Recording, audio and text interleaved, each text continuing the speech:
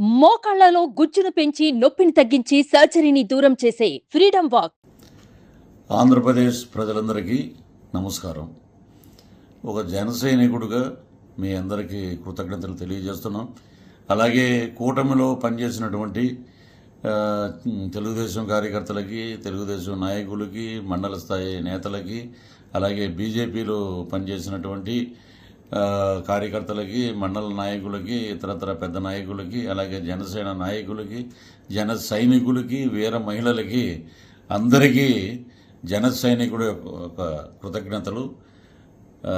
మనమందరం రేపు కౌంటింగ్ రోజున సంయమనం పాటించి అద్భుతమైన రిజల్ట్ మన ముందుంది. ఈ ఆరాలు బోరాలు ఏం పనిచేయవు. ఈ ఆరా అనేది ఒక ఆస్ట్రేలియన్ సైకాలజీ లాగా మేము గెలుస్తున్నాం అని చెప్పి ఒక దుష్ప్రచారం, ఫేక్ ప్రచారం చేస్తూ అతను వైసీపీ మనిషి. మొన్న తెనాల్లో వారికి సన్మానం కూడా చేశారు వైసీపీ నాయకులందరూ వెళ్ళి.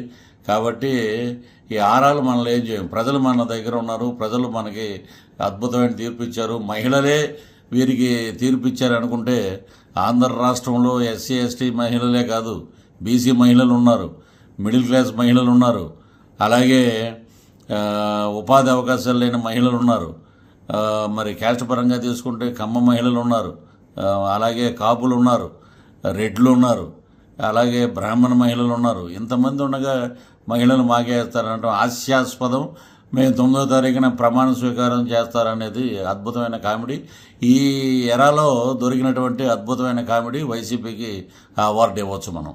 కాబట్టి మనం అందరం సంయమనం పాటిద్దాం. అద్భుతమైన రిజల్ట్ జూన్ 4వ తారీఖున అద్భుతంగా మనం అందరం ఫలితాల కోసం ఎదురు చూద్దాం.